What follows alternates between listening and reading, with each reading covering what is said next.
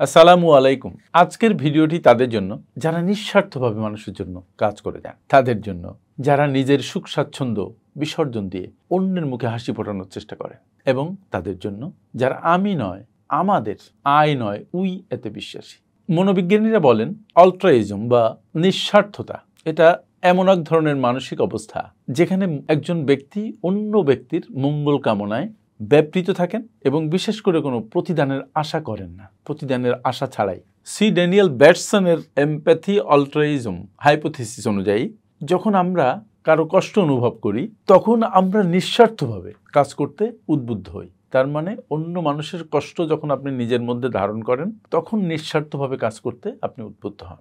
একটা গবেষণায় দেখা গেছে যে নিউরোবায়োলজিক্যালভাবে যখন আমরা অন্যকে সাহায্য করি তখন আমাদের ব্রেনের রিওয়ার্ড সেন্টার সক্রিয় হয়, অ্যাক্টিভ হয়, এবং আমরা তখন খুব আনন্দ অনুভব করি। যেমন দেখেন, ইতিহাসে অনেক নিঃস্বার্থ মানুষের উদাহরণ পাই, যেমন মহাত্মা গান্ধী, মাদার তেরেজা। এর মধ্যে মহাত্মা গান্ধী বলেছেন যে নিজেকে খুঁজে পাওয়ার সর্বোত্তম উপায় হলো অন্যের সেবায় নিজেকে হারিয়ে ফেলা। আর মাদার তেরেসা কি বলেছেন? উনি বলেছেন সেবা করার জন্য আপনার হাত দিন আর ভালোবাসার জন্য আপনার হৃদয় দিন। কি সাংঘাতিক কথা! বর্তমানে আমরা অনেক স্বেচ্ছাসেবক, চিকিৎসক, শিক্ষক ও সমাজকর্মীকে দেখি যারা নিঃস্বার্থভাবে মানুষের সেবা করে চলেছে। মজার ব্যাপার কি জানেন? নিঃস্বার্থভাবে যে কাজ করা, এটা শুধু যার জন্য কাজ করছেন তার বেনিফিট হচ্ছে এমনটি নয়, যিনি কাজ করছেন তার বেনিফিটও অনেক বেশি।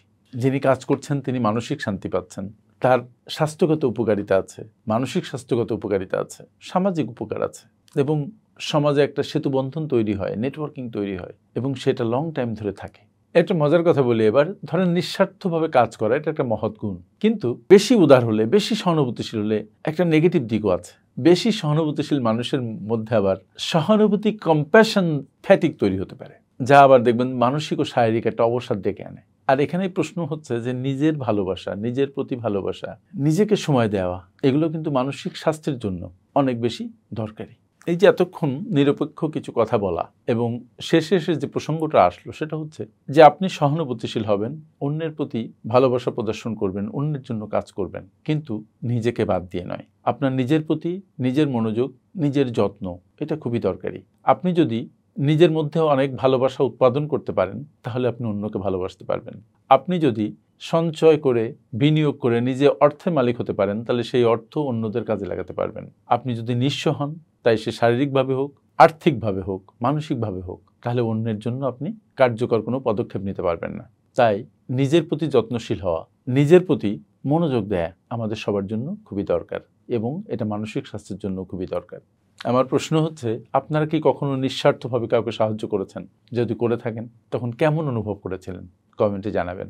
এবং আপনাদের কী ধরনের ভিডিও আপনারা চান যদি জানান, পরবর্তীতে আমি সে ধরনের ভিডিও করে আপনাদের উপহার দেব। আমার সাথে এতক্ষণ থাকার জন্য অনেক অনেক ধন্যবাদ। আসসালামু আলাইকুম।